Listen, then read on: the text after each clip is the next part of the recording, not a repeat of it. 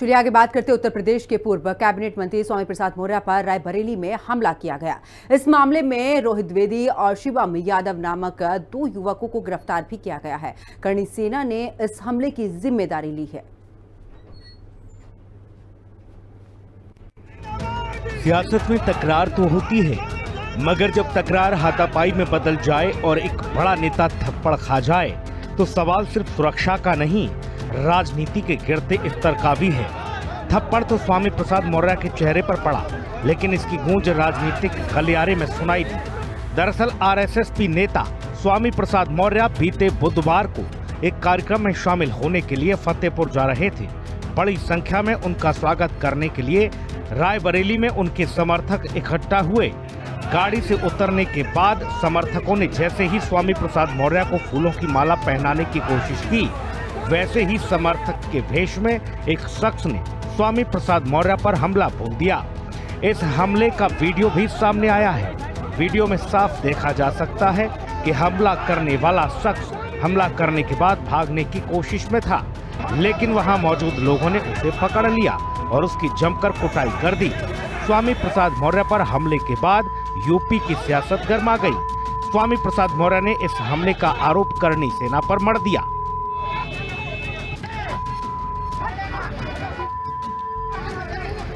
UP सरकार तो पूरा जंगलराज बन गया।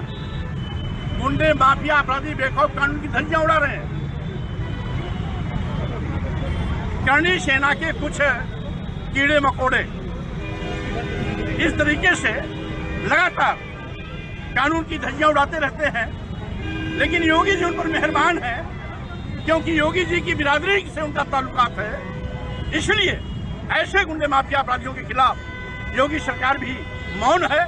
उनको मौन स्वीकृति मिली है, सहमति मिल चुकी है और ठाकुर होने का एक लाइसेंस मिला हुआ है कि जैसा चाहो वैसा कानून तोड़ो। ये करणी सेना के लोग ऐसे ही अराजक तत्व हैं जो उत्तर प्रदेश की कानून व्यवस्था को मिट्टी में मिलाने का काम कर रहे हैं। स्वामी प्रसाद मौर्य के दोनों आरोपियों को 14 दिन के रिमांड पर भेजा गया है। राजनीति में मतभेद आम बात है, लेकिन जब मतभेद मारपीट में बदल जाए तो लोकतंत्र को तमाचा लगता है। थप्पड़ भले ही एक था, लेकिन इसके मायने अनेक हैं। इस हमले की जिम्मेदारी खुद को राजपूत करणी सेना से जुड़ा बताने वाले उत्तर प्रदेश अध्यक्ष दुर्गेश सिंह दीपू ने एक वीडियो जारी कर ली है। जारी किए गए वीडियो में दुर्गेश सिंह दीपू ने दावा किया कि यह हमला स्वामी प्रसाद मौर्य के रामायण के कथित अपमान के विरोध में किया गया। दीपू ने आरोप लगाया कि मौर्य ने हाल ही में रामायण की प्रतियां जलाकर उन्हें सड़क पर फेंका, जिससे हिंदू समाज की धार्मिक भावनाएं गहरी आहत हुई हैं।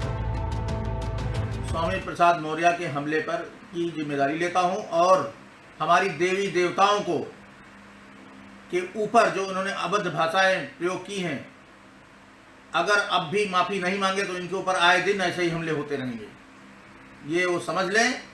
और पिछले साल उन्होंने रामायण, जो हमारे भारत में जिसका क्या महत्व है हिंदू धर्म में सब जानते हैं, उन्होंने उसके पन्ने जलवाए थे रोड पे। आज उसी का बदला लिया गया है। आगे मैंने बता दिया, अगर हम लोग हिंदू धर्म के लिए संघर्ष करते हैं, लड़ाई लड़ते हैं। एक ब्राह्मण परिवार के बच्चे ने हमला किया। वो हमला क्यों किया? वो हमला इसलिए किया कि बड़बुलप्पन नेता, बदतमीज नेता स्वामी प्रसाद मौर्य ने हमारे देवी देवताओं के लिए अभद्र टिप्पणी की, जिसकी वजह से अपने धर्म को लेकर के उस ब्राह्मण परिवार का बच्चा आहत हुआ, अग्रेसिव हुआ और जाकर के स्वामी प्रसाद मौर्य पे हमला किया। अब इस हमले की जिम्मेदारी करणी सेना के लोग ले रहे हैं कि स्वामी प्रसाद पे हुए हमले की जिम्मेदारी करणी सेना लेती है। करणी सेना कैसे लेती है भाई? ये तो वही हाल है कि भंडारा किसी और का, भंडारी कोई और। यूपी के कद्दावर नेता स्वामी प्रसाद मौर्य अक्सर अपने बेतुके बयान के लिए जाने जाते हैं। आए दिन अपने बयानों के लिए सुर्खियों में रहते हैं। स्वामी प्रसाद मौर्य पर यह हमला कहीं सनातन विरोधी होने का परिणाम तो नहीं है। राकेश तिवारी ने साफ तौर पे कहा है, ब्राह्मण परिवार के युवक के साथ में पिटाई भी हो रही, पीटे भी ब्राह्मण परिवार के युवक जा रहे हैं। ब्राह्मण परिवार कभी करणी सेना का सदस्य हो ही नहीं सकता।